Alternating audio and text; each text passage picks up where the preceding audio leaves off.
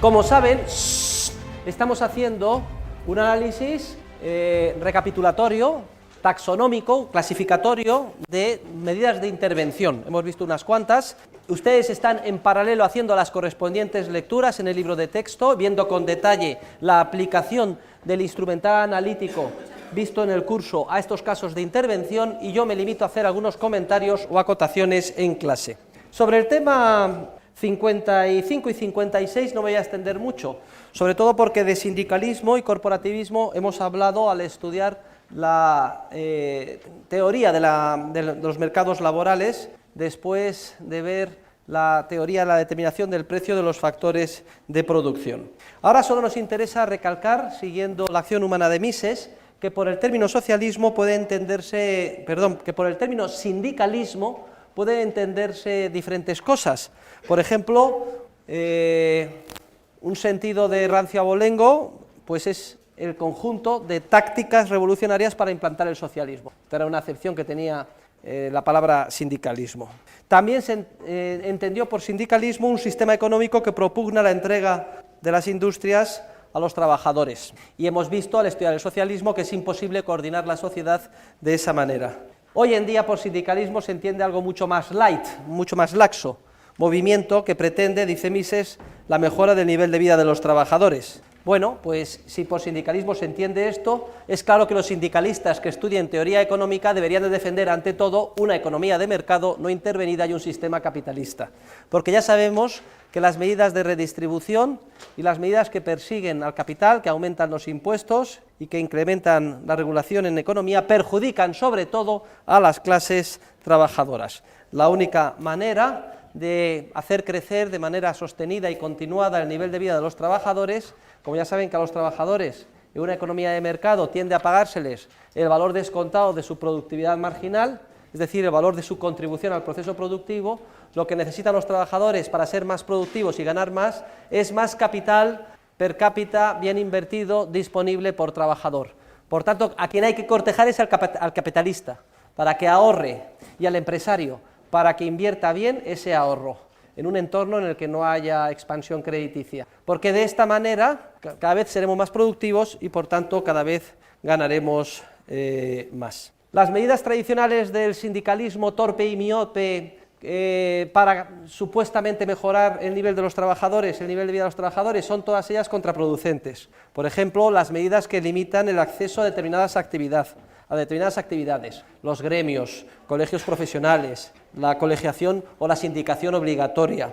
Medidas también tendentes a la creación innecesaria de puestos de trabajo, perjudica a la sociedad, disminuye la productividad y aumenta la pobreza. Una cosa que se puede hacer con un trabajador y una máquina, si los sindicatos se empeñan en que haya más turno, más trabajadores de los necesarios, todo esto es ineficiente y antisocial.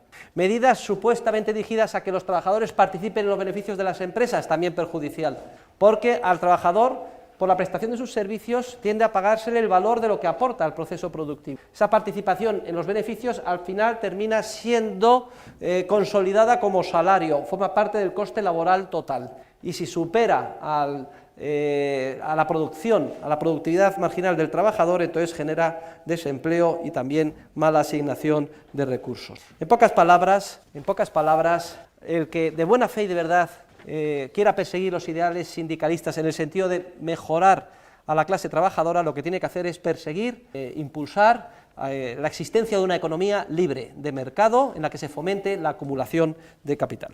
Esta es la conclusión de las páginas de Mises sobre sindicalismo y corporativismo. No nos vamos a extender más, debemos de dar por aquí reproducido todo lo que vimos en su momento en el correspondiente tema, concretamente el tema 37.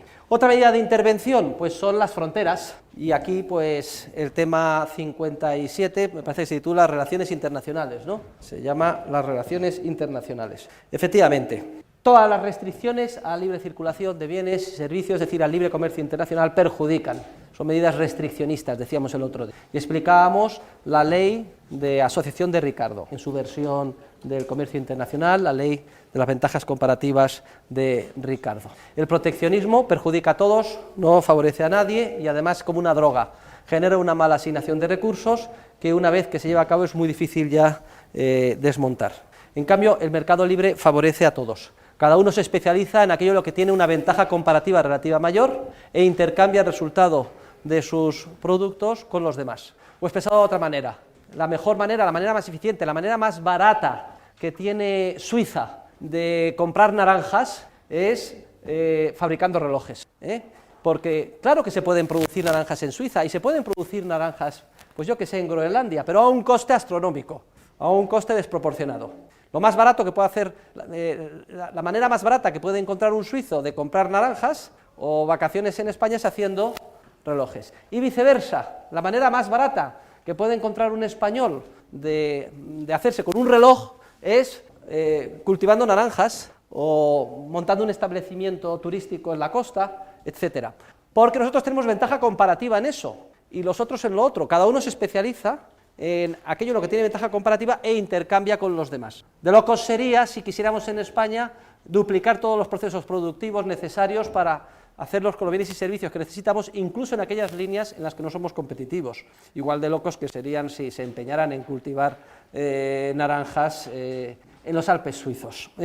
Luego, el principio esencial es que el comercio internacional favorece a todos. Y las fronteras, por tanto, en la medida en que se utilicen como pretexto para establecer barreras arancelarias, dificultades al comercio, etcétera, empobrecen en vez de enriquecer. En un mundo sin fronteras, desde el punto de vista económico, como por ejemplo en la Unión Europea, no hay diferencia alguna entre el comercio internacional y el comercio interregional, como el que pueda haber dentro de España entre Cataluña, Palencia, Badajoz y Galicia. Y se tiende a producir una asignación de recursos eficiente. Bien, revisen toda la crítica que hay a los mitos sobre la balanza de pagos, que si la balanza de pagos tiene que ser superavitaria, que si hay que evitar que tenga déficit, que si hay que dificultar las importaciones o fomentar las exportaciones, en fin, todas las críticas arbitrarias sobre si estamos manteniendo saldos demasiado elevados o si estamos comprando más o menos de lo que se debe, etcétera. Al final, las balanzas de pagos no son sino el agregado de decisiones individuales y son los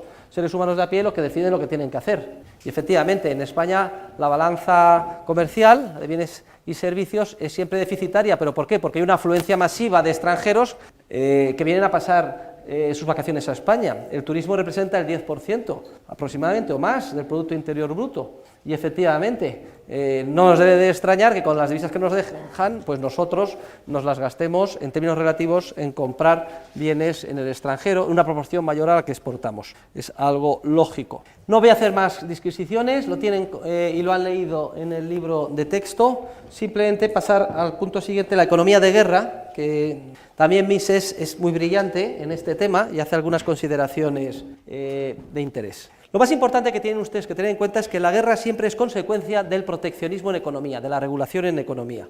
Es el intervencionismo estatal en materia económica el que tiende a sustituir la cooperación social y armoniosa propia de un mercado libre por la violencia y el conflicto. Todos aquellos de ustedes que sean verdaderos pacifistas, desde luego deben de perseguir el mercado libre, y un mercado libre mundial, en el que no haya fronteras. Dice Montesquieu que allí donde prepondera el comercio, las costumbres son dulces. En vez de la lucha, la violencia, el conflicto, el robo, lo que hay que hacer es convencer al otro para que te compre el producto y viceversa. Y eso se termina en un apretón de manos. La manera de acabar con los muros, embargos, violencias y conflictos es establecer el comercio. Porque en el comercio, siempre que se cierra un trato, ambas partes salen ganando. Y esto además se recuerda y en la siguiente ocasión se profundiza y así sucesivamente. Cuando la lógica del intercambio libre, del sistema capitalista, de la economía de mercado, se sustituye por la lógica de la intervención y del proteccionismo, ya estamos en la violencia y en el conflicto. Lo que gana una nación lo pierde otra y viceversa. Es la lucha de todos contra todos. Pero bien, supongamos que no se ha logrado evitar el conflicto bélico, dice Mises. Podemos plantearnos como economistas la siguiente pregunta. ¿Qué es lo más interesante si estamos en guerra? ¿Regular toda la economía o dejar que funcione el mercado? Esta fue una pregunta que tenía interés práctico cuando Mises escribió por primera vez la primera edición de la Acción Humana, porque estaba en plena Segunda Guerra Mundial. Y entonces él se dio cuenta que había como dos esquemas o dos modelos de afrontar el conflicto bélico. Regulando la economía a todos los niveles, un sistema estatista y completo, sería el sistema nazi o marxista o dejar una economía libre. Bueno, pues explica cómo los conflictos se ganan por parte de aquellos que disponen de mejores armas y de más recursos, y que la manera de conseguir esas mejoras tecnológicas, esas armas de más calidad y más recursos, es a través también del mercado libre. De hecho, no ha habido nunca ningún conflicto importante en el que una economía capitalista haya sido derrotada frente a una economía socialista. Hay algunas consideraciones importantes sobre el bien común, etcétera, las dejo de lado, pero vamos a saltar al tema 59, porque aquí hay un epígrafe, el epígrafe 3, la ayuda a los países subdesarrollados y la política del hambre, que sí les voy a preguntar en el examen final y que tienen en el volumen 3 de lecturas. Mire, la pobreza es siempre el resultado del socialismo. La pobreza no surge de que un país sea pobre, de que tenga pocos recursos naturales, etcétera. Tienen ustedes múltiples casos que ilustran la verdad de lo que les he dicho. Países pobrísimos en el sentido de escasez de recursos naturales, por ejemplo Suiza, prácticamente no tiene nada, no tiene minería, etcétera, son unas montañas nevadas, algo de pasto, son países riquísimos. ¿Pero por qué? Porque el entorno institucional del proceso de cooperación social que hay en Suiza es respetuoso con la propiedad privada, con la función empresarial y con la economía de mercado. País más pobre y con problemas más graves de población, etcétera, que por ejemplo Hong Kong, no cabe imaginar, y sin embargo es una economía muy próspera, como consecuencia de que es una economía basada en los principios de la propiedad privada y de la economía de mercado. En cambio, el socialismo, entendido como todo sistema institucional de agresión en contra del libre ejercicio de la función empresarial, como lo que hace es bloquear la innata capacidad creativa del ser humano, bloquea la posibilidad que tenemos los seres humanos para dedicar nuestro ingenio a tratar de mejorar nuestras vidas y salir adelante. De manera que piensen en cualquiera de los demagogos que tenemos, que nos ha tocado vivir, tipo Hugo Chávez, etcétera. Todo lo que es el nacionalismo, el proteccionismo, la expropiación de los capitalistas extranjeros, el repartir la riqueza, quitar a los ricos para dar a los pobres, perseguir, poner impuestos progresivos sobre la renta y sobre los beneficios, perseguir a los que tienen más, todo esto empobrece y acaba con los países. Y de hecho tenemos casos claros, por ejemplo, es muy difícil realizar comparaciones históricas, pero algunas son más acertadas que otras. Por ejemplo, países que por alguna circunstancia se han dividido y una parte ha sido socialista y otra capitalista durante periodos prolongados de tiempo, partiendo de la misma base de capital, historia cultural, etcétera. Por ejemplo, es el caso de la Alemania del Este, hasta la caída del muro de Berlín, y la República Federal de Alemania. Pues una diferencia enorme en cuanto a renta, calidad de vida, etcétera, a favor del sistema capitalista, en contra del socialismo. O otros casos, por ejemplo, hasta la extensión en grandes áreas de la China continental de la economía de mercado, era evidente. La China nacionalista en Formosa, próspera, uno de los milagros asiáticos, frente a la pobreza de la China comunista de Mao Zedong. O incluso yendo a casos como por ejemplo en África, ¿no? Separados simplemente por una frontera con tiralíneas, como podía ser el caso de Kenia y Etiopía. Etiopía pobrísima y Kenia pues relativamente más rica. ¿Por qué? Porque es que en Etiopía los sistemas marxistas, militares, intervencionistas, en los que se perseguía al empresario, en los que se establecían impuestos grandísimos, estado del bienestar, se daba el trigo gratis en Addis Abeba, se arruinaba a los agricultores, etcétera. Esto es importante porque la intuición nos lleva por una vía, pero el análisis económico por otra. Nos abre los ojos y nos damos cuenta de la gran carga demagógica que hay en muchas de las prescripciones a favor del desarrollo económico, del supuesto desarrollo económico. La política del hambre y ayudas que matan. Estas son unas lecturas que debemos a Lord Bauer. Lord Bauer fue catedrático de Economía del Desarrollo en la London School of Economics. Yo lo conocí, tuve trato con él durante muchos años, ya afortunadamente murió mayor hace algunos años, y él se dio cuenta que no había forma de definir el concepto de país subdesarrollado salvo que recurriendo al único común denominador que tienen todos los países subdesarrollados. Decía, país subdesarrollado es aquel que recibe ayudas al desarrollo. Y esto es lo que hace a un país subdesarrollado. Por eso, el título del artículo es Ayudas que matan. Y efectivamente, cuando se da una ayuda al subdesarrollo, cuando se da una ayuda a la pobreza, se genera pobreza, aunque parezca mentira. Se dan, por ejemplo, los famosos food stamps o las ayudas a las madres solteras. En Estados Unidos, no se pueden ustedes ni imaginar, salieron madres solteras debajo de las piedras. Es que había un incentivo para ser madre soltera. Si usted, aunque parezca mentira y triste y duro decirlo, da a una persona que le faltan los brazos y que está esperándole en tal sitio, en tal esquina, en tal semáforo, en tal barrio de Madrid, le da dinero todos los días porque le da pena, entonces está condenando a verle todos los días, precisamente porque tiene una fuente de ingresos. Luego, cuando pase la jornada, verá que vienen a buscarlo en un coche, y además importante, ¿eh? Y por otro lado, si escapa un poco más, se dará cuenta que ha tenido que pagar una cantidad elevada por el derecho de estar allí, y hay unas mafias que regulan los traspasos de los lugares claves de Madrid donde se dan donde se ponen estos indigentes. Bien. Si usted da ayuda a un indigente, tiene garantizado que el indigente siempre lo será. Tenemos otros ejemplos muy importantes a nivel, por ejemplo, las ayudas de la ONU, los campos de refugiados en el Congo, de los que huyeron de Ruanda. Me contaban unas monjitas pues, que estuvieron durante meses y meses y meses, incluso años, refugiados miles y miles de personas en esos campos, hasta que ya se soluciona el problema en Ruanda y les dicen, bueno, ya podéis volver a vuestras granjas. ¿Saben ustedes cuál fue la reacción? Dijeron, ¿volver nosotros a nuestras granjas? Es decir, volver a trabajar en nuestras granjas, desde las 6 de la mañana hasta las 10 de la noche, ordeñando vacas, cultivando, etcétera. No, nosotros queremos, como llevamos 3 años, que vengan aquí a traernos la leche en polvo, los zapatos, y con todo solucionado. Ven ustedes, ayudas que matan. Y si ustedes tienen un hijo, pues harán muy mal dándole todo lo que les pidan, porque lo destruirán. La manera de ayudar de verdad es no darle el pez, sino dar la caña para que una persona pueda pescar. Es decir, un entorno institucional de respeto a la propiedad privada, en el que se fomente la empresarialidad creativa, en el que cada uno pueda hacer suyos los resultados de su creatividad empresarial e intercambiarlos libremente con los demás. Esto es lo que hace falta. La manera rápida de salir de su desarrollo es, por tanto, fomentar el rediseño institucional. ¿Por qué África es pobre? Porque está inmersa en un sinfín de guerras tribales y civiles, y no hay respeto a la propiedad privada, ni garantía de que lo que acumules podrás tú, y lo que cultives, y aquello en lo que inviertas, pues podrás cosecharlo algún día, el día de mañana. Todo aquel que quiera fomentar el desarrollo económico, lo que tiene que hacer es fomentar ese entorno de respeto a la propiedad privada y de impulso de la función empresarial. Y no simplemente pues la ayuda es pan para hoy y hambre para mañana, nunca mejor dicho. Y el artículo explica con todo detalle las trampas en la ayuda y la gran mentira que hay a nivel internacional con la ayuda internacional. Miren, hay una serie de funcionarios, lo explica el artículo con todo detalle, no me voy a entretener, funcionarios internacionales que viven en unas circunstancias idílicas, en unas casas magníficas, con Mercedes, con muchísimas personas de servicio en los países subdesarrollados, son funcionarios internacionales dedicados profesionalmente a la ayuda. Ellos tienen interés en que siga ese mecanismo de ayuda, que es el que hace dependiente a los países, porque si no pierden su alto estatus social en los países en cuestión.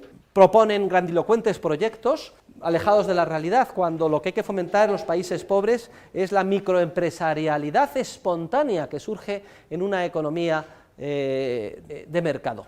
Y esto sin hablar de los casos que son típicos, de que cuando llegan las ayudas a los países necesitados, esas ayudas son las mafias locales, los gobiernos locales, las que las monopolizan e inmediatamente las canalizan en el mercado negro, las venden a precios astronómicos y se quedan con la diferencia. Y todo esto que les estoy contando a ustedes, no piensen que son imaginaciones mías, es lo que sucede en la realidad. Todo el montaje de la ayuda internacional, el 0,7% que deciden los países occidentales para de alguna forma calmar su mala conciencia de haber hecho daño a los países tercermundistas a través de la política agraria comunitaria, por ejemplo, que el otro día les explicaba y estudiábamos juntos, inundando de productos producidos sin necesidad, agrícolas, los mercados internacionales. Pero luego queremos que en el 0,7, de alguna forma, que haya redistribución de la renta de países ricos a pobres. Todo esto lo que hace es condenar a la pobreza, de la misma manera que si damos ayuda a un indigente, le condenamos a ser indigente. Bloqueamos sus incentivos para salir adelante, luchando por su vida y tratando de manera creativa impulsar su propia empresarialidad. Luego, las ayudas matan. Las ayudas a la pobreza generan pobreza. Y la política de ayuda al tercer mundo es una política de hambre. Solamente a través de la iniciativa privada, que es está muy próxima al necesitado, sabe hasta dónde se puede dar, hasta dónde no, qué es lo que crea dependencia y qué es lo que no crea dependencia, que claro, cuando hay situaciones de urgencia, vía terremoto, etcétera, se vuelca y llegan los particulares mucho antes de las grandes organizaciones burocráticas tipo UNICEF, ONU, etcétera. Para cuando llegan ya están todo un entramado de asociaciones privadas ya ocupándose del problema. Y esto es algo que sucede desde hace décadas y siglos, O es que no sé qué ustedes que no había terremotos hace 100 años, 100 y pico años, había terremotos y sin embargo se salía de ellos sin problemas. Por ejemplo, el terremoto de San Francisco, no tuvo que intervenir el Estado para nada, los precios de los alquileres subieron muchísimo e inmediatamente se solucionó el problema, porque las viviendas que habían quedado sin destruir, pues la gente hacía sus cuentas y decía, anda, pues a mí me sobran 2 habitaciones, las alquilo, pues yo voy a montar un negociete de casas de campaña. Y espontáneamente y sin organizar nada se solucionó el problema de la vivienda cuando se incendió San Francisco después de su terremoto, a principios del siglo pasado. Bien, este y otros muchos ejemplos con el correspondiente análisis económico lo tienen ustedes en el tema 59, léanselo, pero desde luego el epígrafe 3, la ayuda a los países desarrollados en la política del hambre, con el análisis de Lord Bauer, criticando la ayuda a los países subdesarrollados por crear pobreza, es lo que le voy a preguntar en el examen final. Y ahora vamos a dar un salto al tema 59, en el que con motivo del análisis del problema del medio ambiente, que no voy a repetir porque ya lo hemos estudiado en clase, cuando hablamos de los efectos positivos y negativos, las economías externas, positivas y negativas, sí que lo que me interesa ahora es hacer una referencia a la escuela de la elección pública. Tomen nota, esto es el epígrafe que les voy a preguntar en el examen, el epígrafe 8 del tema 59. Miren, la escuela de la elección pública, Public Choice School, se desarrolla de la mano básicamente de 2 economistas, Gordon Tullock y sobre todo James Buchanan. Buchanan fue premio Nobel de Economía, si no me equivoco, en el año 1984, ya está el hombre muy mayor, pero yo he tenido la fortuna de tratarle bastante en muchos congresos científicos. Es un economista que estudia en la Escuela de Chicago, pero que luego amplía sus conocimientos en Italia, estudia toda la escuela sociológica de la hacienda pública italiana y también está bastante influido por aportaciones de la escuela austríaca. Entonces este economista dedica su vida al siguiente programa de investigación. No entra, como nosotros hemos entrado, a torear directamente el toro, es decir, a analizar las insuficiencias del paradigma neoclásico y de la economía del equilibrio y a reconstruir toda la ciencia económica en base a la función empresarial y a los procesos dinámicos de mercado. Él no entra en eso. Su planteamiento es el siguiente, dice, bueno, vosotros economistas del equilibrio, ¿qué pasa? ¿Que creéis que encontráis fallos en el mercado? Bueno, vamos a aceptar los efectos dialécticos, pero yo voy a estudiar lo siguiente. ¿Vosotros pensáis que esos fallos del mercado prima facie, es decir, de entrada y automáticamente justifican la intervención del Estado? Es aquí donde yo lo pongo en duda.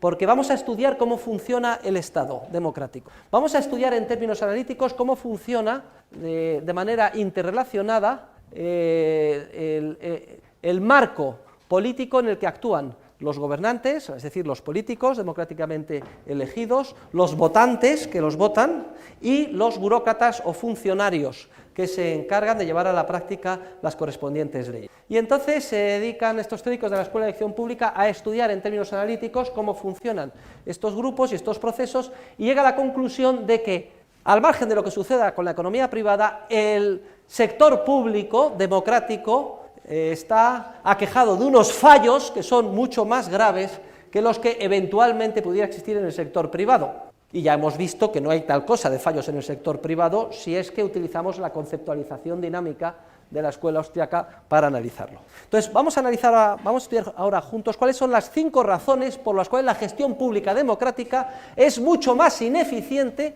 que la gestión privada que se lleva a cabo a través del proceso de mercado impulsado por la función empresarial. Son básicamente 5 razones las que vamos a estudiar, por las cuales la democracia, la gestión pública democrática es mucho más ineficiente que los procesos de mercado. La gestión privada lleva a cabo a través del mercado. Y la primera razón por la que esto es así, por la que la gestión pública democrática es altamente ineficiente, es lo que se ha dado en llamar por los teóricos de la Public Choice School el principio de la racionalidad de la ignorancia. Principio de la racionalidad de la ignorancia. ¿Qué significa esto?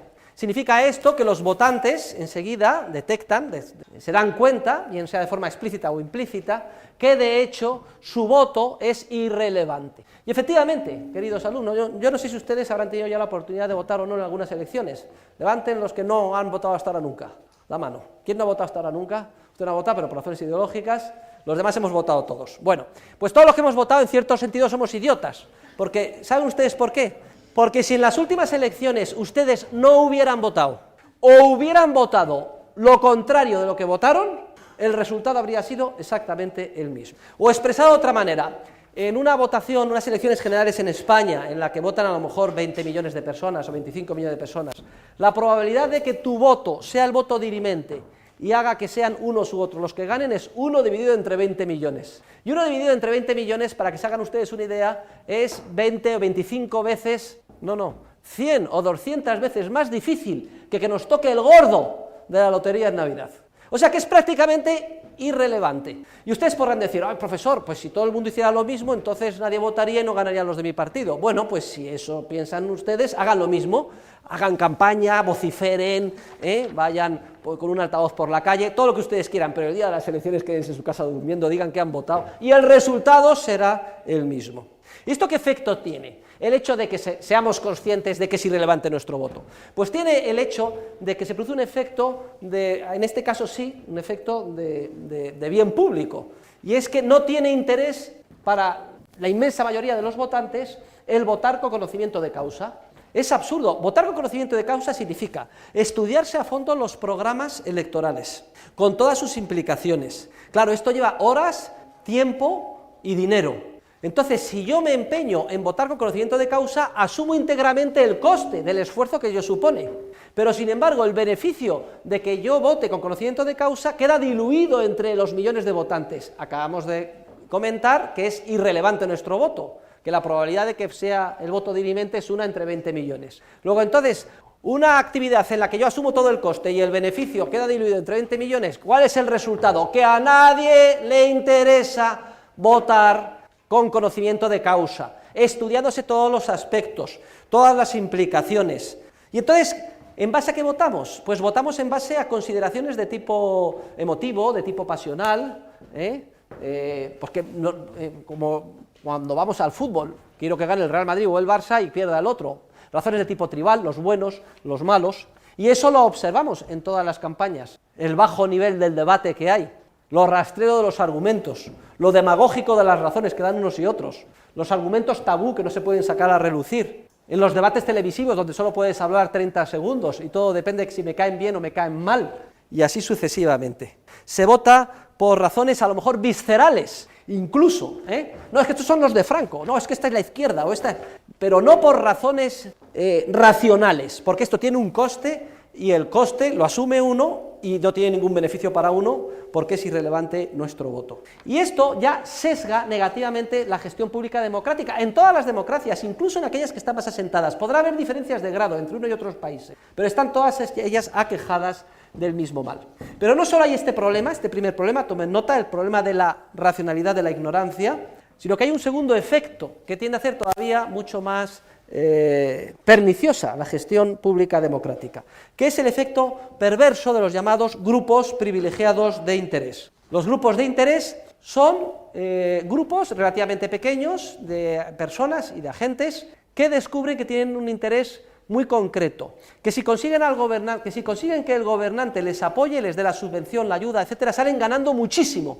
Y el coste de esa subvención, ayuda o ese privilegio, sin embargo, queda diluido entre el resto de los millones de contribuyentes. Entonces, un grupo de interés, fíjense, sí que tiene un incentivo para movilizarse y presionar a los gobernantes vendiendo su voto, porque sabe que consigue algo que tiene muchísimo valor y además con muchos visos de lograrlo, porque nadie se ocupa en defender a la mayoría silenciosa. El coste que tiene esa ayuda o privilegio queda diluido entre el resto de los millones de contribuyentes, a los que nadie se preocupa en defender.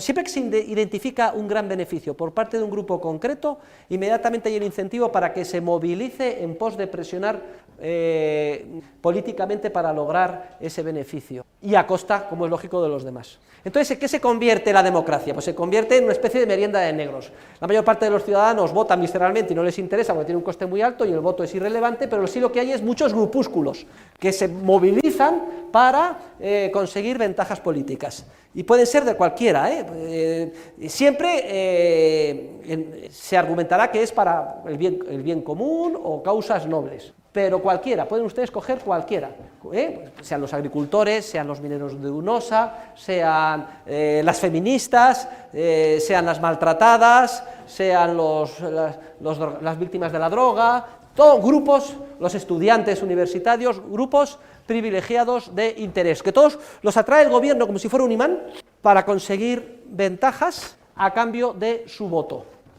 Luego lo que estamos diciendo es que la democracia al final está, como si dijéramos, secuestrada por los grupos privilegiados de interés, en un entorno en el que nadie se preocupa de defender a las mayorías silenciosas, entre otras cosas porque si lo hiciera perdería las elecciones. Pero hay un tercer efecto muy importante que perturba y hace ineficiente la gestión pública democrática, que es el hecho de que la representación democrática no sea vinculante.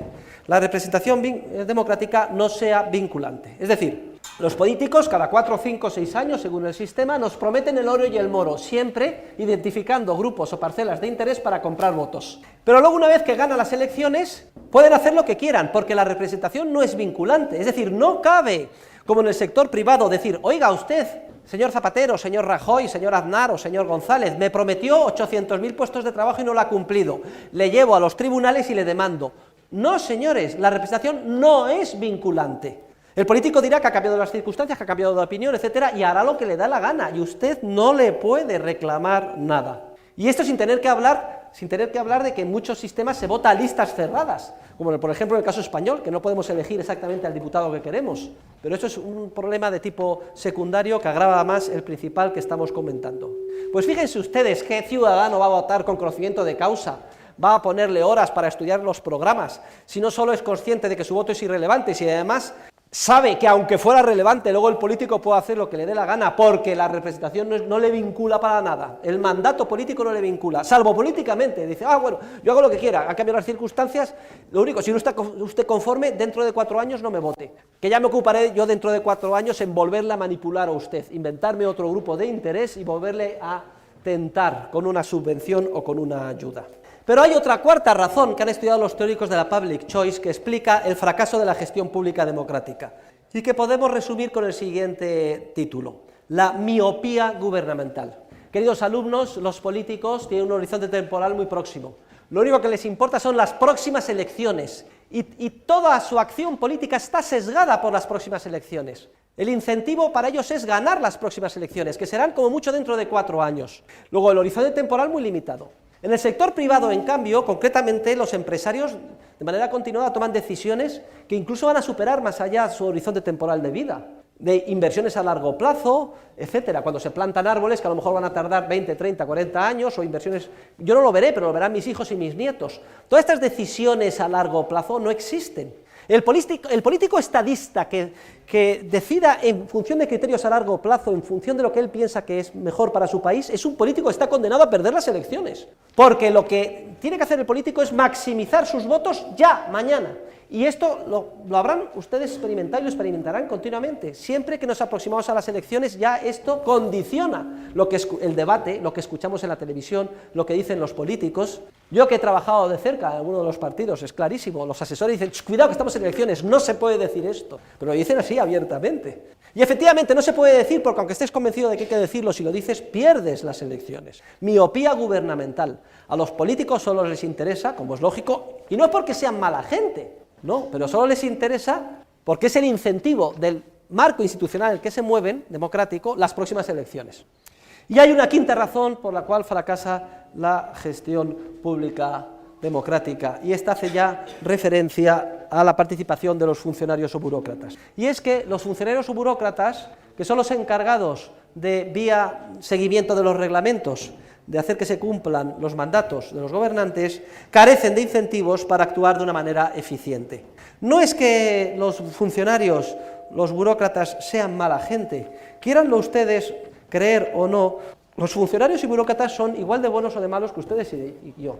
Son personas, son seres humanos como ustedes y como yo. Lo que pasa es que ustedes y yo, en un entorno de una empresa privada, jugándonos nuestro dinero, teniendo que responder a una cuenta de pérdidas y ganancias, actuamos de una manera. Y si nos meten en un entorno funcionarial, en una administración pública, actuamos de otra. En una administración pública no hay cuentas de pérdidas y ganancias. Ningún funcionario se juega su dinero. Todos disparan con pólvora del rey, es decir, con dinero ajeno.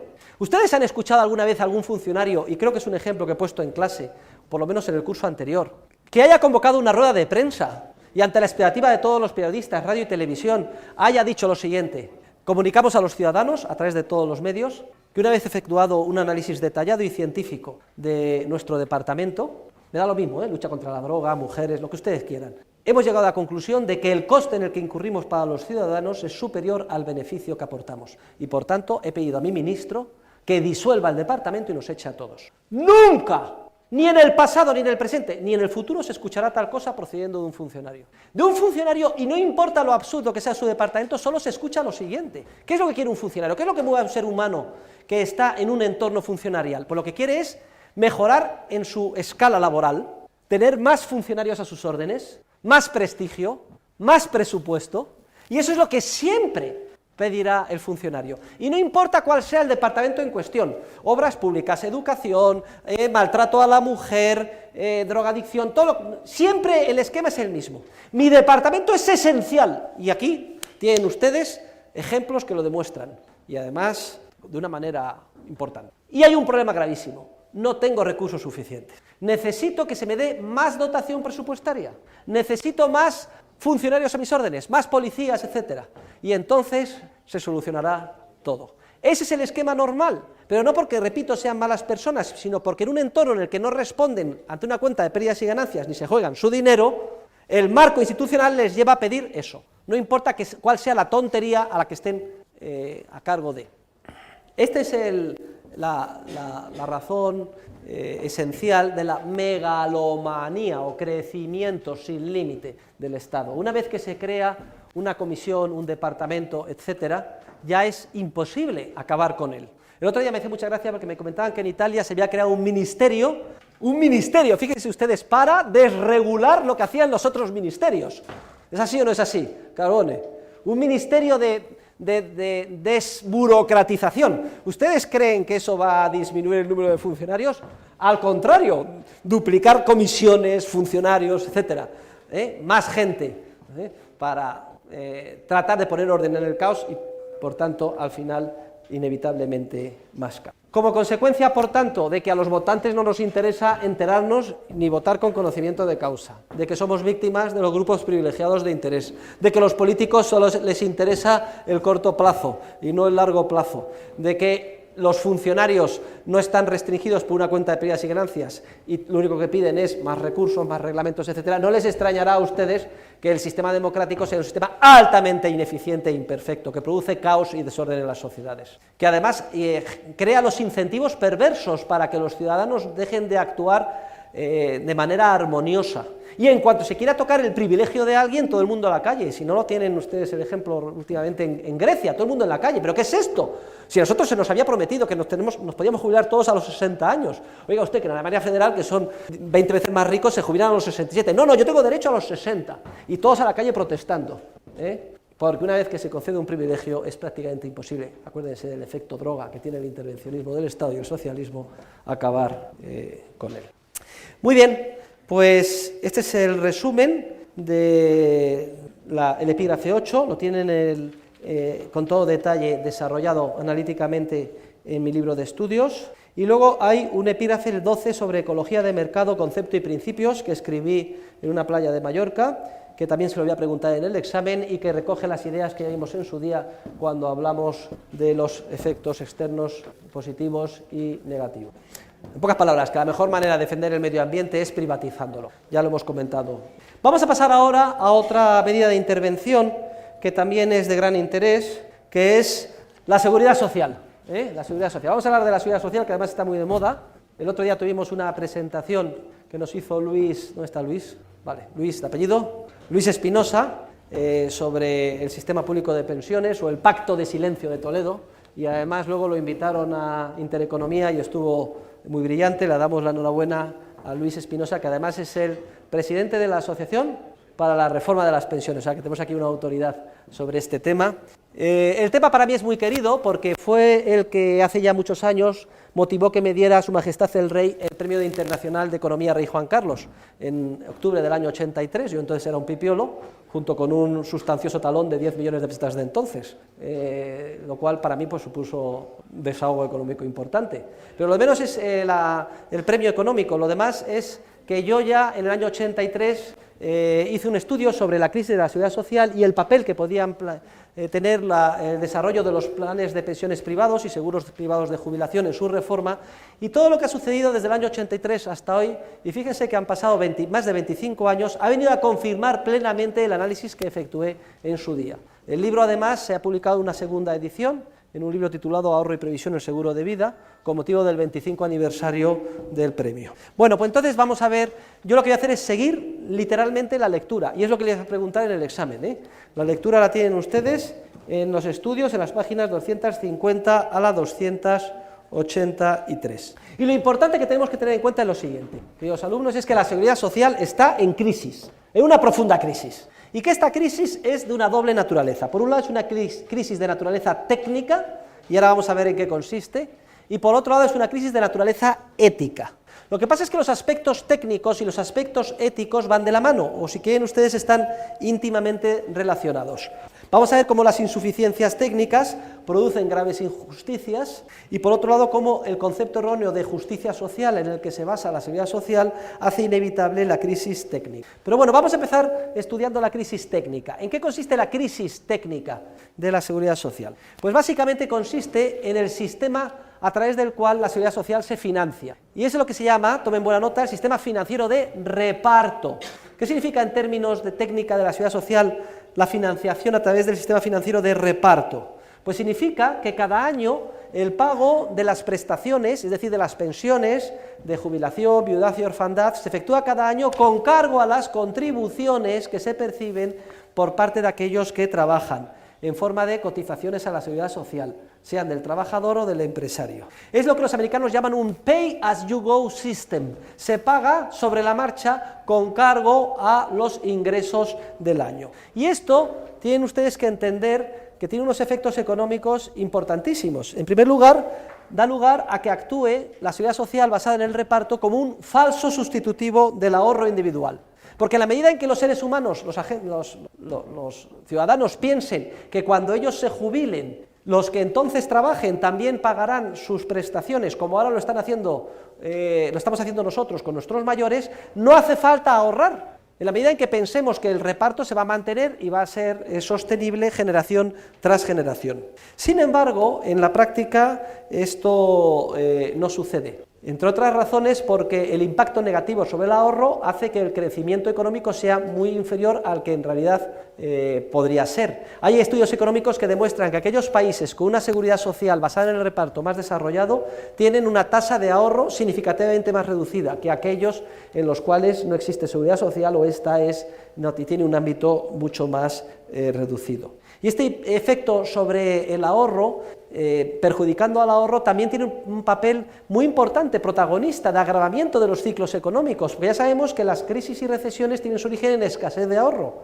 en que se consume demasiado y se ahorra demasiado poco. Por eso, una recesión y una crisis hace mella mucho más en España, aparte de otras razones, por ejemplo, la gran rigidez del mercado laboral, porque es que en España tradicionalmente se ahorra muy poco, porque la seguridad social se basa en el sistema financiero de reparto. Ahora, al margen de este efecto sobre el ahorro, hay un efecto muchísimo más problemático, que es de naturaleza biométrica, si quieren ustedes, biométrica actuarial, porque entenderán todos que si con una mano se cogen contribuciones de los que trabajan y inmediatamente se pagan como pensiones a los ya jubilados, si se produce un problema de envejecimiento paulatino de la población, esta llamada solidaridad intergeneracional, que supuestamente se basa en que una generación, la que trabaja, mantiene a la otra, a la ya jubilada, entra inmediatamente en crisis. El desarrollo económico, si algo se caracteriza, es porque aumenta la esperanza de vida.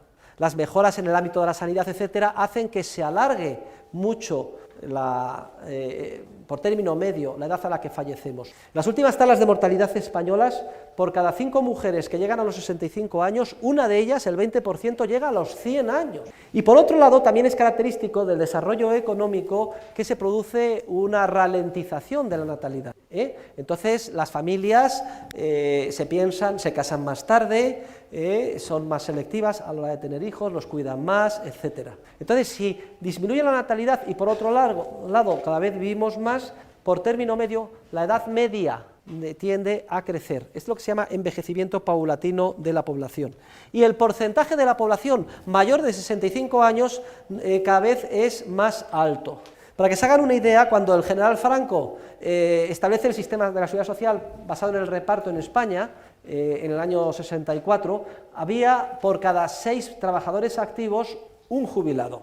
Y hoy en día la proporción es por cada 2 activos un jubilado. Es decir, el envejecimiento paulatino de la población, que es resultado inexorable del desarrollo económico, hace que el coste que supone mantener en base al reparto a la generación ya jubilada crezca como si se tratara de una bola de nieve. Y esto es algo que invariablemente se ha observado en todos los países que tienen un sistema de seguridad social tipo Bismarck, continental europeo, basado en el reparto, porque fue Bismarck, el canciller de hierro, el que estableció este sistema por primera vez en Alemania en el siglo XIX y luego perversamente se extendió por el resto de los países, al menos de la Europa continental. Luego fíjense ustedes ya 2 problemas técnicos graves: sistema financiero basado en el reparto, en el que no hay acumulación de ahorro, y el problema biométrico del envejecimiento de la población. Pero hay un tercer aspecto técnico de relevancia, y es que desde el punto de vista de la teoría económica, la contribución total a la seguridad social, es decir, no solo la que nominalmente paga el trabajador, sino también hasta el último euro de la contribución que por cada trabajador paga el empresario,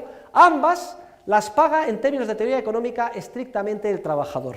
Y lo paga el trabajador porque forman parte del coste laboral total que tiene el trabajador para el empresario. Y al empresario le daría lo mismo, en vez de pagar ese 30%, 27, 28% que está pagando a la seguridad social, en vez de pagárselo a la seguridad social, dárselo al trabajador y decir, pues mira, aquí tienes tu dinero, búscate tú la vida y haz lo que quieras con él. Desde luego se daría un paso de gigante en pos de la reforma y en la buena dirección si todos los salarios de los trabajadores, por ejemplo en España, se elevaran al bruto, de manera que el trabajador supiera que en realidad está ganando un 30%, un 40% más, un 50% más de lo que le dicen, incluyendo la contribución del empresario a la seguridad social.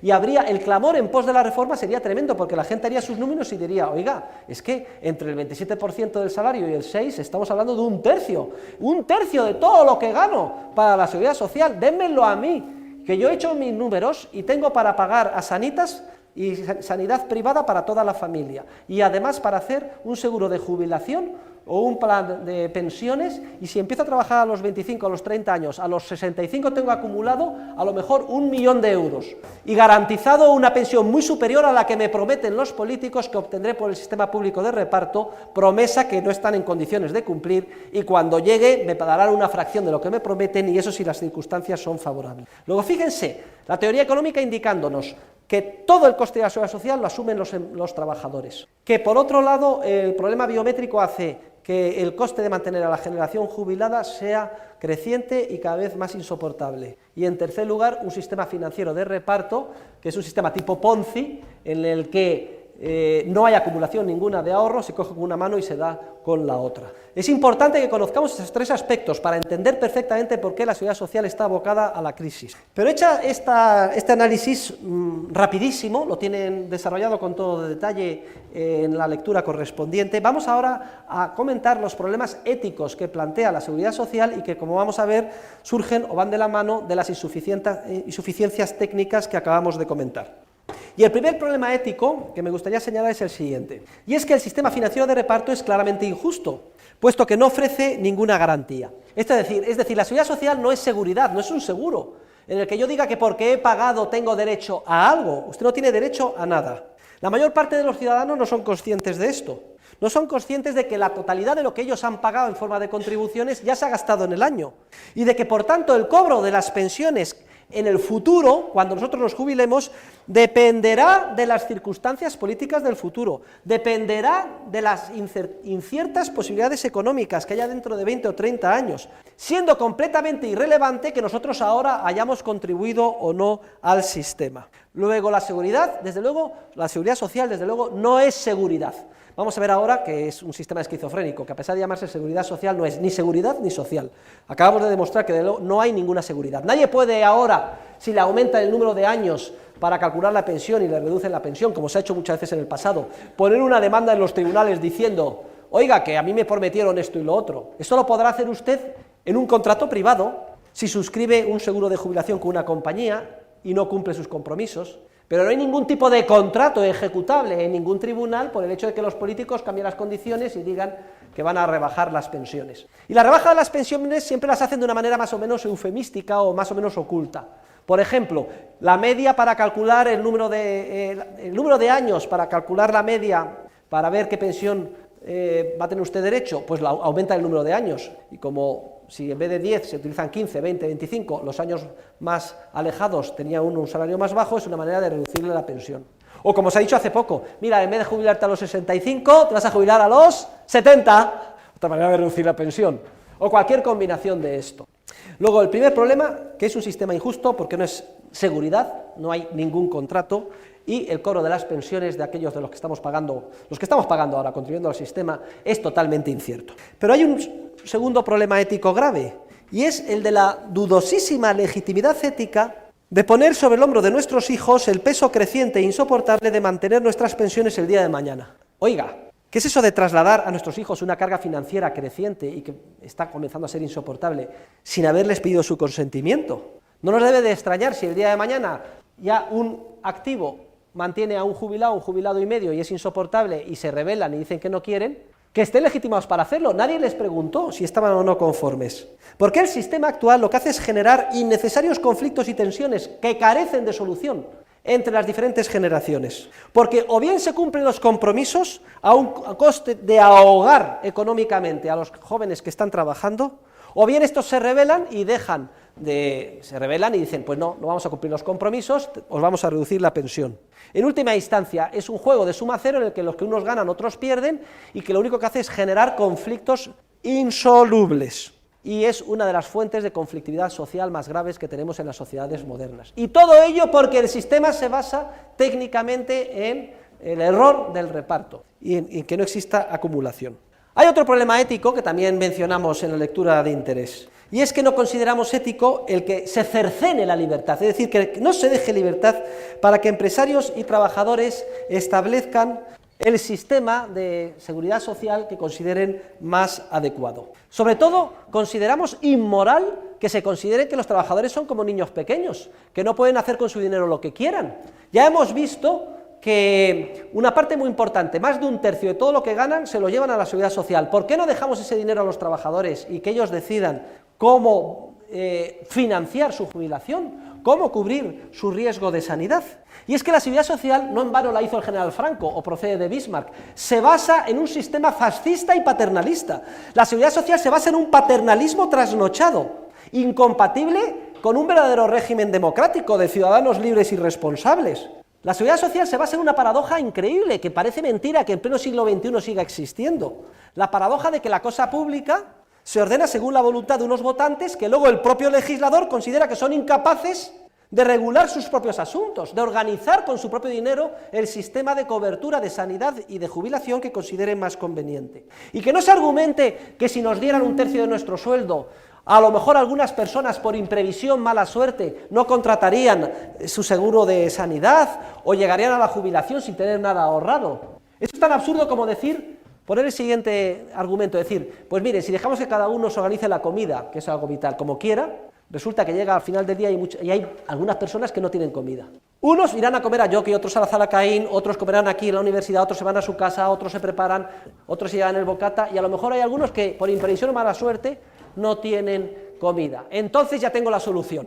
Vamos a obligar a todos los ciudadanos a obligar a comer a la misma hora en un cuartel el mismo rancho. Y entonces tenemos la garantía de aquella minoría que por imprevisión o mala suerte no pueda satisfacer su alimento, también tendrá la necesidad cubierta. Cualquiera de nosotros que nos exponga en este esquema nos damos cuenta de que es alocado y absurdo. Pues bien, en el ámbito de la seguridad social así es como se razona y lo que se hace. So pretexto de que a lo mejor una minoría de la población, por imprevisión, mala suerte, etcétera, no suscribiera sus seguros de sanidad o de jubilación, se nos obliga a todos los ciudadanos, manu militari, a participar en un cuartel, es decir, a un sistema de seguridad social coactivo en el que nos quitan más de un tercio de todo lo que ganamos, y se nos obliga de manera rígida a jubilarnos a una edad y a percibir unas pensiones que se determinan políticamente y que nada tienen que ver con lo que hemos contribuido. Y es que además el sistema público es un sistema muy rígido, que gravemente perjudica las posibilidades de desarrollo humano y profesional de las personas mayores. El que más o el que menos pues tiene abuelos y sabe el trauma que para muchos supone la jubilación. En un sistema libre se pactarían los más variados sistemas de jubilación parcial, de seguir trabajando, de seguir aportando al proceso productivo. Hoy en día usted se jubila y realiza una actividad profesional y es un delincuente. Le quitan la pensión y le meten en la cárcel. ¿Por qué? Ustedes saben, sobre todo ahora que cada vez vivimos más años, la cantidad del enorme valor humano que se está perdiendo con la jubilación obligatoria o con los sistemas rígidos.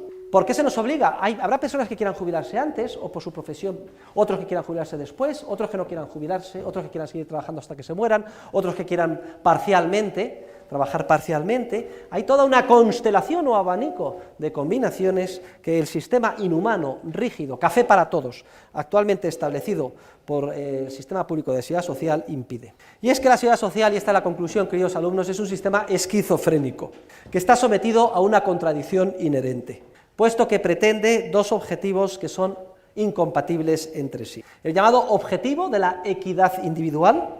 Este es el objetivo, digamos, del seguro tradición. Se pretende que de alguna forma haya alguna relación entre las contribuciones que uno efectúa y las prestaciones que recibe. Y así, para embaucar a los ciudadanos, se presenta el sistema, aunque ya hemos visto que cuando llega la hora de cobrar no hay ninguna garantía. Y esta equidad individual, que de alguna forma sería semejante a la que hay en el sector asegurador privado, basado en contratos privados, se quiere conectar con el principio de la equidad social. La equidad social es el principio de justicia social, se basaría en conceder prestaciones a los más necesitados con independencia de las contribuciones efectuadas. Pues bien, el hecho de que a través de la misma institución, en base al reparto y de manera coactiva, se quieran perseguir estos dos objetivos que son íntimamente incompatibles entre sí, hacen que la seguridad social no sea seguridad en ningún caso, puesto que, como acabamos de decir, no hay garantía alguna de que lo que hoy se nos ha prometido que vamos a cobrar mañana lo percibamos dentro de 10 o 20 años, no hay ninguna garantía, luego no es seguridad, no hay equidad individual, pero tampoco la seguridad social es social, porque como se quiere hacer depender el cobro de las prestaciones de las contribuciones realizadas, resulta que hay muchas personas jóvenes en situaciones difíciles que están contribuyendo un tercio de su salario, que es una cantidad astronómica, para lo poco que ganan, para pagar pensiones a millonarios. Y no es que yo tenga nada contra los millonarios, lo que tengo es contra un sistema público rígido, café para todos, que pretende conseguir lo mejor de los dos mundos y lo que hace es frustrar o abortar ambos objetivos. La seguridad social, queridos alumnos, recuerden, no olviden nunca, no es ni seguridad ni social, ni hay garantía de cobrar, ni puede cumplir los objetivos de equidad social que pretende. Y no hay más remedio, no importa los pactos de silencio de Toledo, no importa cómo quieran sellar los políticos, no importa, no hay más remedio que reformar la seguridad social. Y cuanto más tarde se deje la reforma, peor.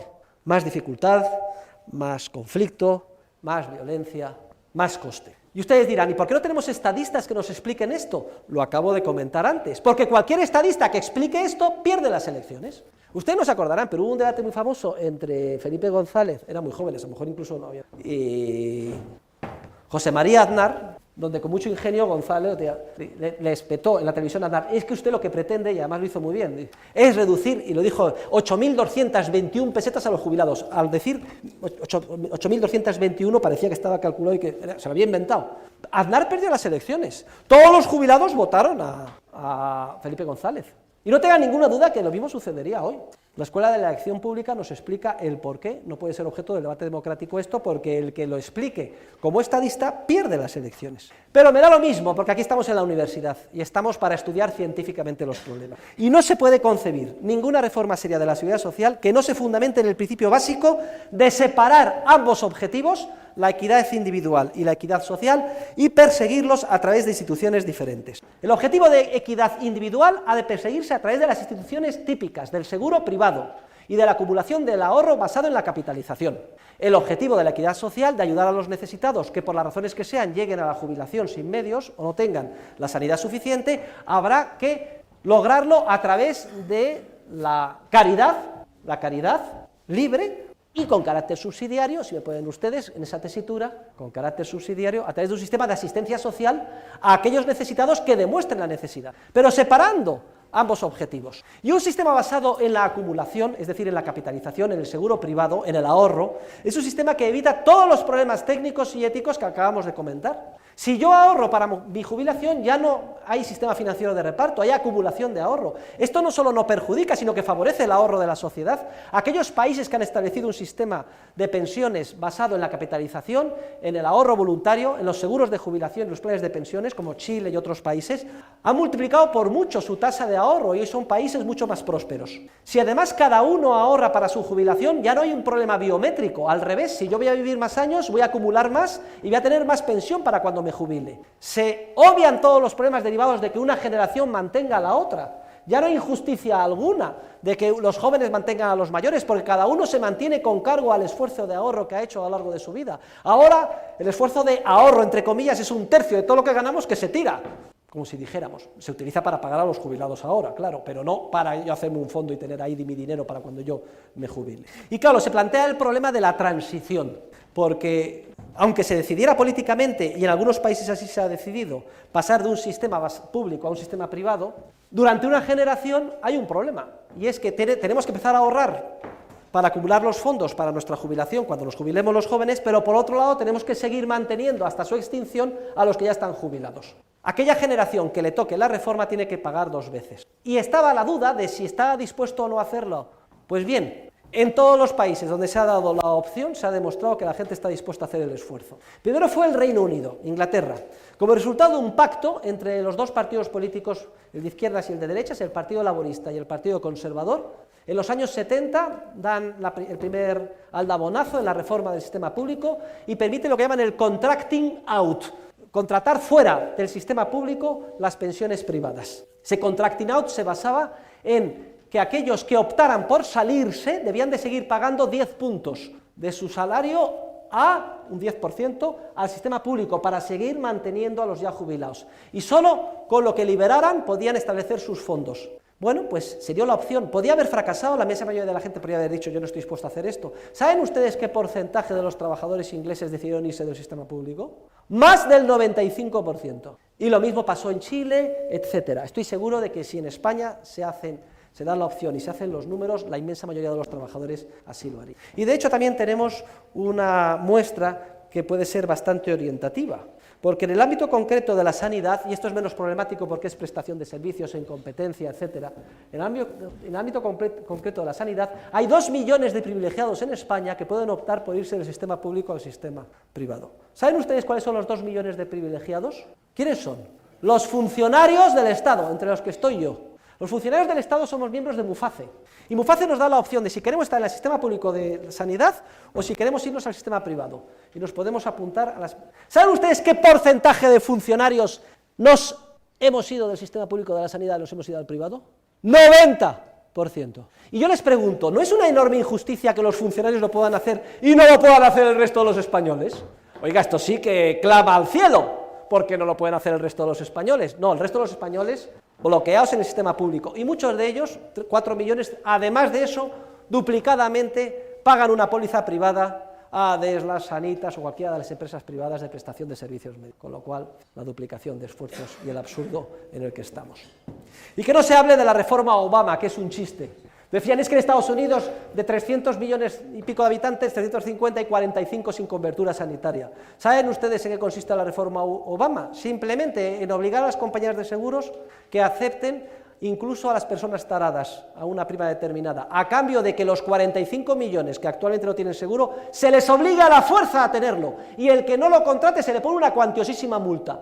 Ya han dicho los 45 millones que no tenían seguro que eso es anticonstitucional y lo van a recurrir al Tribunal Constitucional de Estados Unidos. Y no son 45 millones de indigentes, no se lo crean ustedes, las personas pobres o mayores o niños en Estados Unidos tienen cobertura pública de siempre a través de lo llamado Medicaid y Medicare. Los 45 millones de personas que no tienen seguro es que no quieren tener seguro privado.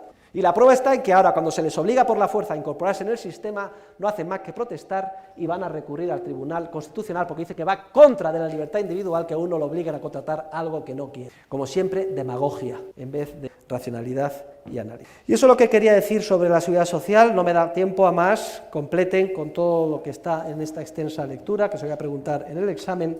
Y ya llegamos a la parte final del intervencionismo. La clase hoy se va a alargar 15 minutos más. Cerramos el intervencionismo con unas pequeñas conclusiones. Hemos visto 10 casos de medidas de intervención, cualquier otra que les pueda surgir la tienen en el manual o simplemente aplicar el análisis que ya conocen al caso que se presenta. Miren, el intervencionismo del Estado en economía está en crisis, en el sentido de que no cabe a su amparo organizar de una manera permanente y pacífica la sociedad. ¿Por qué? Dice Mises, primero porque el intervencionismo del Estado en economía restringe la producción y disminuye el nivel de vida, sobre todo de los trabajadores. En segundo lugar, porque hemos visto que toda medida intervencionista produce unos efectos negativos, pero valorados desde el punto de vista de aquel que originariamente patrocina la medida de intervención. En tercer lugar, menciona Mises que la capacidad de actuar del Estado está limitada por el volumen de capital expropiable. Al final, puedes intervenir hasta que matas a la gallina de los huevos de oro, y ya no cabe intervenir ni expropiar más. Y en cuarto lugar, el intervencionismo, sea el área sobre la que incida, genera invariablemente tensiones y conflictos entre los diferentes grupos sociales. Perturba la pacífica cooperación social, genera violencia, despierta hábitos violentos entre los ciudadanos y en su comportamiento de unos con otros. Es, en última instancia, el intervencionismo del Estado en economía un sistema inestable, un sistema desequilibrado, en el que una de dos: o la medida de intervención genera efectos negativos que tratan de solucionarse con otras medidas de intervención y así sucesivamente hasta que se socializa del todo la economía, o bien el mercado intervenido llega un momento en que produce tal conflicto que hay un clamor popular en pos de la reforma y se da marcha atrás. Lo que no cabe concebir es que una sociedad de manera indefinida se base en el intervencionismo del Estado en la economía. Y muchos alumnos, y esto es lo que se trata en los siguientes dos temas, con los que terminamos el tema 62 y el tema 63 y el tema 64. Con estos temas terminamos la acción humana, de leer la acción humana. Creo que es motivo de orgullo que nos hayamos leído las 1200 páginas de la acción humana. Aquí se pregunta al final del libro Mises algo que muchos años me preguntan mis alumnos: profesor, después de todas las clases, 75 con usted, y de haber efectuado las lecturas, estoy convencido, lo veo obvio, lo que la ciencia económica nos enseña. Y sin embargo no entiendo por qué, si es tan obvio, se siguen cometiendo los mismos errores ahí fuera. ¿A qué se debe esto? Yo siempre contesto lo mismo. No caigan ustedes, queridos alumnos, en la ingenuidad y en la vana ilusión de los antiguos liberales, de pensar que al estar todo claro y demostrarlo la teoría económica, por su propio peso, la gente iba a actuar de manera sensata. Hay que tener en cuenta, en primer lugar, dice Mises, la singularidad de la economía como ciencia. Los hechos de la realidad económica pueden interpretarse de la forma más variada, y que se interpreten bien o mal depende de que previamente hayamos desarrollado una teoría económica correcta, y esto exige un esfuerzo intelectual, y ustedes lo verán muy claro, pero entre otras razones porque se han pasado un año conmigo, y le han dedicado horas al estudio. ¿Quién de los ahí fuera les dedica horas al estudio? En un debate político se despachan cosas importantísimas, trascendentales para nuestra vida en 30 segundos. No da tiempo ni hay formación. Pero es que además la opinión pública se manipula. La opinión pública se mueve por razones intuitivas, o manipulaciones políticas. Continuamente se utilizan teorías erróneas e interpretaciones equivocadas y demagógicas para movilizar al electorado. Y hoy hemos visto las razones por las que esto es así, al analizar las contribuciones de la Escuela de la Elección Pública que le valieron el Premio Nobel de Economía a Buchanan. Luego está el tremendo perverso efecto de los grupos de interés. Los grupos privilegiados de interés presionan continuamente para mantener sus privilegios. Detrás de todas las medidas demagógicas escarben un poco y siempre detectarán dónde está el grupo de interés que sale beneficiado, muchas veces en la sombra. A los políticos les interesa mantener, ya lo hemos visto, su poder a corto plazo, y no el bien general ni a largo plazo de la sociedad. Es necesario reformar la democracia. ¿Cabe tal reforma? Yo soy muy escéptico. Hayek tiene un modelo de reforma, léanselo ustedes en el tercer volumen de Derecho, Legislación y Libertad. Piensa que eligiendo de una sola vez al diputado durante un periodo de tiempo muy prolongado, separando dos cámaras, en una cámara que se dedicara al día a día de gobernar y otra cámara a las leyes importantes, y que esa preponderara sobre la otra, que se reforma. Sería un paso adelante, disminuiríamos la demagogia, pero aún así soy muy escéptico. También los economistas profesionales hemos hecho mucho daño. Los economistas profesionales se nos ha formado para intervenir. La profesión de economista en una economía libre pues sería parecida a la de un filósofo que se dedicaría a pensar, pero no tiene valor de mercado. Las carreras de economía en general lo que enseñan son ingeniería social en base al modelo de equilibrio y recetas de intervención. Y cuando salen los economistas, las únicas salidas que tienen es unas oposiciones, ser funcionarios del Estado y ser especialistas de la intervención, o asesorar a un grupo privilegiado de interés, o ser catedráticos en la universidad. Que surja un catedrático en la universidad que enseñe la conceptualización de la economía que hemos dado aquí, basada en la función empresarial y los procesos dinámicos del mercado, es rara avis. Yo siempre me he autocalificado como un quintacolumnista, una especie de virus introducido dentro del sistema para destruirlo. La universidad, sobre todo, la mayor parte es estatal. ¿Creen ustedes que en la universidad hay incentivos para explicar el desmantelamiento del Estado? Y los otros teóricos, filósofos, juristas, políticos, desconocen completamente cómo funcionan los procesos de mercado y todos los incentivos les lleva siempre a pedir más intervención. Cualquier problema que hay, por ejemplo, la justicia, cuando se dice que no funciona la justicia, que tardan mucho las decisiones, que son contradictorias, que los jueces... ¿Ustedes creen que alguien dice es que hay una maraña de legislación y mucha intervención y mucho caos? Lo que hay que hacer es aumentar la seguridad jurídica, reduciendo el número de leyes, que haya pocas, dejando un marco de libertad. ¿Alguien dice esto? Nadie. Cuando se habla de la crisis de la justicia, lo que se pide ¿qué es? Más jueces, más juzgados, más presupuesto. ¿Y ustedes creen que con más jueces, más juzgados y más presupuesto se va a solucionar el problema de la justicia? Se va a agravar todavía más el conflicto. Las dificultades las hemos visto hoy y entendemos el porqué. En contra de lo que pensaban los ingenuos liberales clásicos del siglo XIX, la sensatez no se impone. Pero a la larga, las teorías correctas se imponen, sin duda alguna. La verdad prepondera. Lo que pasa es que la larga a lo mejor puede ser muy larga. ¿Qué es lo que podemos hacer nosotros? Bueno, pues podemos, y tenemos responsabilidad a nivel personal, cultivar la teoría económica correcta. Este ha sido un primer año de entrar en contacto con estas ideas. Tenemos las lecturas, hay más bibliografía. Formémonos en todos los coloquios, contextos, reuniones con amigos donde intervengamos, siempre llevemos la voz cantante, vamos a ir siempre contracorriente. Bueno, nos haremos atractivos, se correrá enseguida la voz, oye, este señor, esta chica, este chico tiene ideas que van contracorriente, pero que parecen atractivas, convenceremos a otros. Es nuestra misión, es nuestra obligación.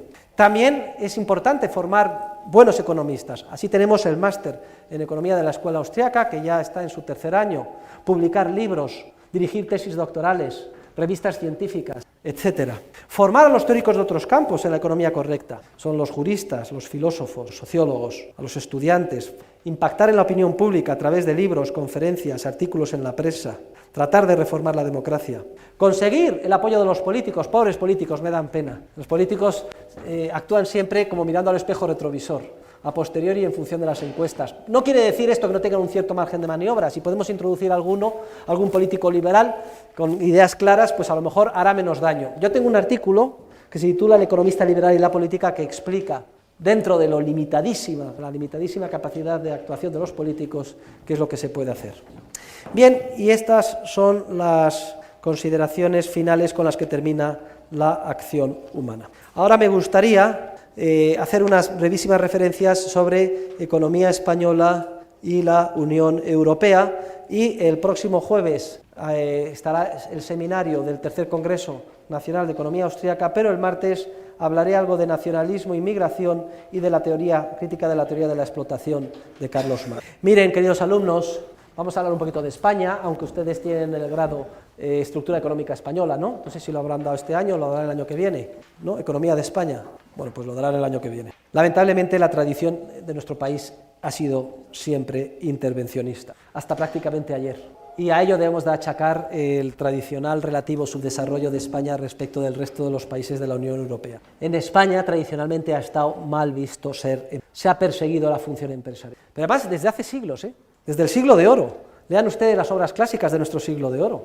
Las tres salidas del joven español del siglo XVI eran iglesia, mar o casa real. Era por lo que cualquiera lo perseguía. Iglesia, meterse en la iglesia. Mar, irse a las Américas a hacer fortuna. O casa real, servir al rey en los tercios. Nadie se planteaba como ideal en la vida trabajar en el campo, en un pequeño taller artesano o dedicarse al comercio. Entre otras cosas, porque si alguien se ensuciaba las manos trabajando o se dedicaba al comercio o desarrollando un pequeño taller de artesanía, era clarísimo que enseguida le iban a calificar de cristiano nuevo, es decir, a relacionarle con judíos y moriscos, que eran los que se dedicaban a las labores comerciales y empresariales. España se pasa casi 800 años luchando contra los invasores musulmanes. Américo Castro, en la realidad histórica de España, explica cómo esos siglos, siglo tras siglo, sin darnos cuenta, terminamos mimetizando los peores defectos de nuestros enemigos. La guerra santa contra el infiel, que es característica del Islam, la terminamos nosotros internalizando. Y cuando expulsamos al Islam, tenemos que seguir luchando contra el infiel,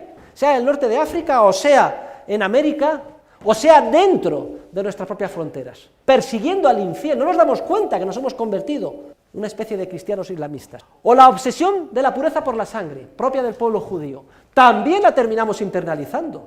Es que no se podía conseguir ningún puesto público de relevancia sin un examen de pureza de sangre certificado. Todos estaban falsificados, etcétera, porque si algo que caracteriza a la sangre de los españoles es que está súper mezclada con la de judíos y moriscos. En España no hay una revolución liberal, salvo muy fugazmente la gloriosa revolución de 1868 y que dura poco. La restauración canovista es una restauración de intervencionismo, de arancel, de reglamentación. ¿Y para qué hablar de la de Primo de Rivera? De la dictadura de Primo de Rivera, o la República, fugaz. Y el general Franco, intervencionismo y socialismo puro y duro. Solamente a partir del plan de estabilización se abren un poco las ventanas al oxígeno de la economía de mercado, y con unos resultados muy brillantes. Pero las principales instituciones, seguridad social de Franco, la seguridad social o la gran rigidez del mercado laboral de España, que son herencia de Franco, no se desmontan de manera efectiva por ninguno de los gobiernos democráticos. Se mantiene el intervencionismo. Y solamente cuando España ha entrado en la Unión Europea, en términos relativos, ha aumentado la libertad económica. Y ello ha tenido un efecto espectacular en el desarrollo económico de nuestro país. Aún así, todavía, si en las últimas encuestas que se han efectuado entre los jóvenes universitarios, el ideal de ser empresario es un ideal que todavía no cuaja en España. Pocos jóvenes quieren ser empresarios. La mayor parte quieren que papá Estado les solucione la vida. Hacer unas oposiciones, conseguir un trabajo fácil, no asumir riesgos, tener todo garantizado. Esto con otras características culturales. Decía Montesquieu que los tres pecados capitales del español son la pereza, la crueldad, miren ustedes, los desastres de la guerra de Goya, y la envidia. Son los tres pecados capitales. Y en España pues está mal visto tener éxito, y enseguida despierta envidia, somos muy envidiosos. Esto choca culturalmente con otros países. Si van ustedes a Estados Unidos, en Estados Unidos se admira al triunfador. Yo he vivido en Estados Unidos 3 años. En cuanto una persona triunfa, todo el mundo quiere ayudarle a que siga triunfando y además se considera un modelo a seguir. En España, miren, en España solo te dan un premio cuando te has muerto, a título póstumo, o si se entera todo el mundo que tienes un cáncer terminal. No se rían que es así. No se rían que es así. Esta es la envidia que hay en nuestro país, que importantísimos premios de tipo, no voy a decir nombres, es Vox Populi, se sabe que hay que dárselo a un extranjero. Porque como se le da a un español, o cada vez que se le da a un español, se hacen ronchas entre los colegas, de envidia. Y esto también influye mucho en el desprestigio de la función empresarial, del espíritu emprendedor en nuestro país. Sin embargo, las cosas poco a poco van cambiando. Y comparamos la situación en nuestro país con la que había hace 35 años, cuando yo empecé en mi vida académica, desde luego que se ha avanzado y bastante en la buena dirección, aunque todavía nos queda mucho camino por recurrir. ¿Y cuáles son las medidas esenciales? Este es un artículo importante que se publicó en varios sitios, en El País, en El Mundo, etcétera. Se titulaba Un programa para la reforma de la economía española. La verdad es que lo publiqué hace 30 años y siempre todos los años repito lo mismo. Entonces decía, acabar de inmediato con la inflación y reducir el gasto público. Después hemos entrado en la Unión Europea, la responsabilidad de la política monetaria ya no es española, sino europea, pero el objetivo de que no haya expansión crediticia sigue siendo prioritario para evitar las crisis. Y la reducción del gasto público y la austeridad del sector público esencial. En segundo lugar, menciono en el artículo la liberalización al máximo de la economía y especialmente del sector laboral, del mercado laboral. Es aquí donde más tenemos que avanzar España siempre tiene una tasa de desempleo que viene a ser el doble de la de los países de su entorno, precisamente porque tenemos un mercado laboral que es el doble de rígido. Y todo el mundo sabe lo que hay que hacer y nadie se atreve a ponerle el cascabel al gato políticamente para mantener la paz social. Es una manera eufemística de explicar los problemas que evidenció la Escuela de la Elección Pública que hemos estudiado. En tercer lugar, hablo de la disminución de los impuestos. Aquí se ha avanzado algo, sobre todo a partir de los años de Aznar, una reforma, se bajó el impuesto progresivo sobre la renta, el tipo máximo del 56%, se redujo al 40%, en consonancia con todas las reformas fiscales de los países occidentales, a partir de la revolución de Reagan en el ámbito fiscal. Se eliminó el impuesto de facto de sucesiones en casi todas las comunidades autónomas, se ha eliminado por el Partido Socialista el impuesto de patrimonio hace de pasado, etcétera. Se ha avanzado algo, aunque todavía queda mucho camino por recorrer. Aunque ahora, con motivo de la crisis, se ha aprovechado para subir el IVA a partir del próximo mes de julio, como ustedes ya saben, del 16 al 18%, y también, una medida muy equivocada, incrementar el impuesto sobre las rentas del capital mobiliario, que es justo lo contrario de lo que había que hacer, porque lo que hay que hacer es fomentar ahora la acumulación de capital. Muy bien, pues esas son las medidas. El día de mañana, cuando vean ustedes un político que defiende disminuir el papel del Estado, reducir el gasto público, disminuir los impuestos, liberalizar la economía, especialmente el mercado de trabajo, a ese es el que hay que votar, porque ese es el que va en la buena dirección. Lo que pasa es que, tristemente, pocos serán los políticos que digan eso, y además, si lo defienden, serán con timidez y poco es lo que podrán hacer, pero por lo menos tenemos una orientación de qué es lo que es correcto y lo que es adecuado. Muchas gracias a todos, quedamos emplazados para el próximo jueves en repito, el salón de grados del edificio departamental. A ser posible vengan un poquito antes, si pueden venir a las 6:30, ¿tienen clase antes? Bueno, pues vénganse a las 6:30 porque me gustaría empezar un poquito antes, ¿eh? Muchas gracias, hasta el jueves.